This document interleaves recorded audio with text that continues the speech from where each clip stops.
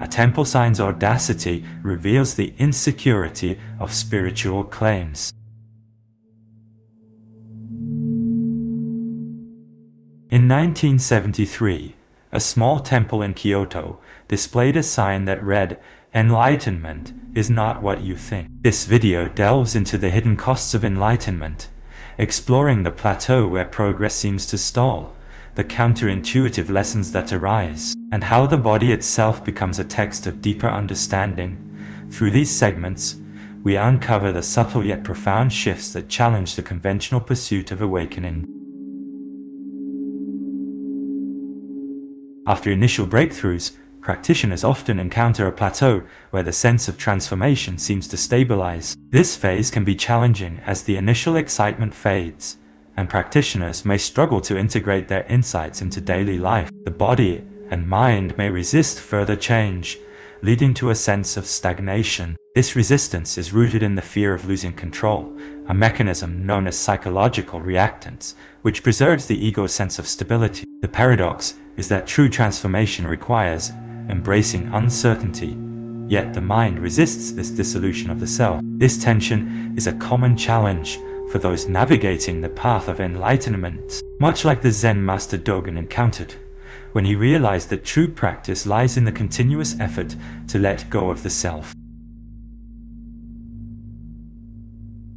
The strongest objection to enlightenment teachings is that they can lead to a form of spiritual bypassing, where practitioners use spiritual concepts to avoid dealing with real-life issues. This can create a false sense of progress and prevent genuine personal growth. The historical precedent of this issue can be seen in various spiritual traditions, where the pursuit of enlightenment often led to a disconnection from the practical aspects of life. The paradox is that while enlightenment aims to transcend the ego, it can also become a tool for the ego to maintain its control. This tension highlights the need for a balanced approach that integrates spiritual insights with practical living.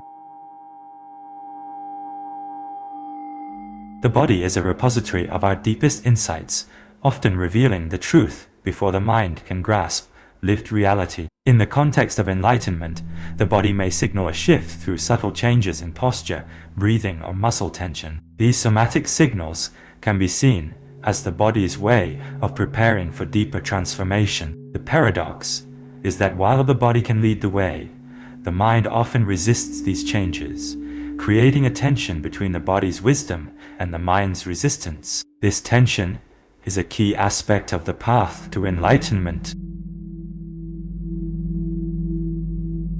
Examining an enlightenment's hidden cost, tradition root can be treated as a systems problem inside the person rather than a language problem. In early desert monastic reflection, teachers emphasized implementation fidelity. The same principle must survive pressure, conflict, and social friction without softening. A practical example clarifies the requirement.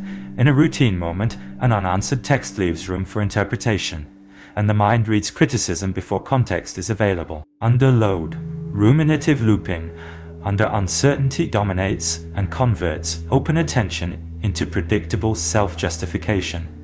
The operational correction is specific. Pause long enough to reduce physiological reactivity, describe the current observable signal without embellishment, and execute one action that repairs trust rather than defends position. Outcomes register across relationships and work decisions, not in private reflection alone. What happens when we name the defense before we justify our response? Examining enlightenment's hidden cost.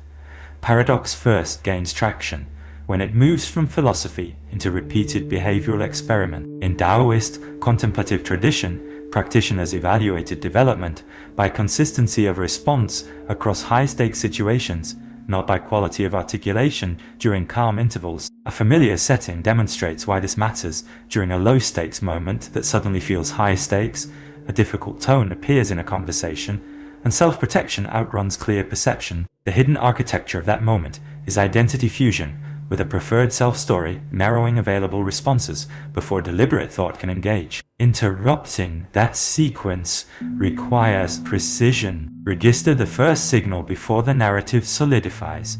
Separate the observable fact from the interpretation layered on top, and substitute one response with lower conflict costs. Verified over multiple recurrences, this shift shows up as shortened repair time and fewer escalation cycles. Where does control end and honest attention begin?